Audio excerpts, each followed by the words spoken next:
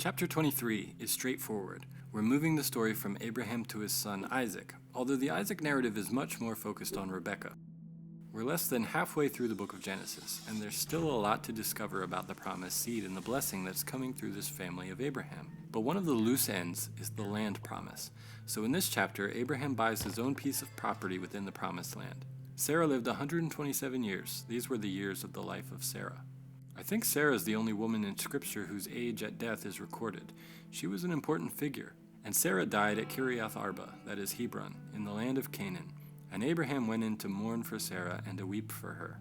Abraham had come to care for his wife. This shows maturity from his days of pimping her out to Pharaoh. The loss of Sarah mattered, so his response of mourning and weeping was healthy and appropriate. And Abraham rose up from before his dead and said to the Hittites, or the sons of Heth, I am a sojourner and foreigner among you. Give me property among you for a burying place, that I may bury my dead out of my sight. He trusts God's promise, and he comes in humility. He doesn't come smashing in on a crusade demanding his rights. He asks for a fair deal. Look at the response. The Hittites answered Abraham, Hear us, my lord, you are a prince of God among us. That's real honor. This isn't like when the guy at the gas station calls you chief. Abraham had developed good relations with the people of the land. In chapter 14, we read about his alliances with some of the peoples of the land. He had a good reputation with them, and they were willing to work with him. They say, Bury your dead in the choicest of our tombs. None of us will withhold from you his tomb to hinder you from burying your dead. So that's a generous offer, but it's not what he asked for.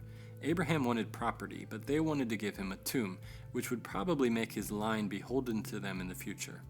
So he pushes back. Abraham rose and bowed to the Hittites, the people of the land. And he said to them, If you're willing that I should bury my dead out of my sight, hear me and entreat for me Ephron the son of Zohar, that he may give me the cave of Machpelah, which he owns. It is at the end of his field. For the full price, let him give it to me in your presence as property for a burying place. He wants a fair purchase. He doesn't want anyone to be able to say, This is my family tomb. He cuts to the chase and points out this specific property, a cave. Now Ephron was sitting among the Hittites, and Ephron the Hittite answered Abraham in the hearing of the Hittites, of all who went in at the gate of his city, No, my lord, hear me.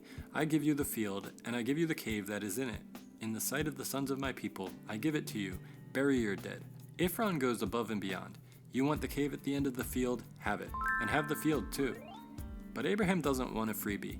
He wants a fair, legal, honest purchase. Then Abraham bowed down before the people of the land, and he said to Ephron in the hearing of the people of the land, But if you will, hear me. I give the price of the field. Accept it from me, that I may bury my dead there. Ephron answered Abraham, My lord, listen to me. A piece of land worth 400 shekels of silver, what is that between you and me? Bury your dead. Abraham listened to Ephron, and Abraham weighed out for Ephron the silver that he had named in the hearing of the Hittites, 400 shekels of silver, according to the weights current among the merchants. Later on there would be a shekel coin, but at this point in history, a shekel would have been a unit of weight, so they're using scales to weigh raw materials.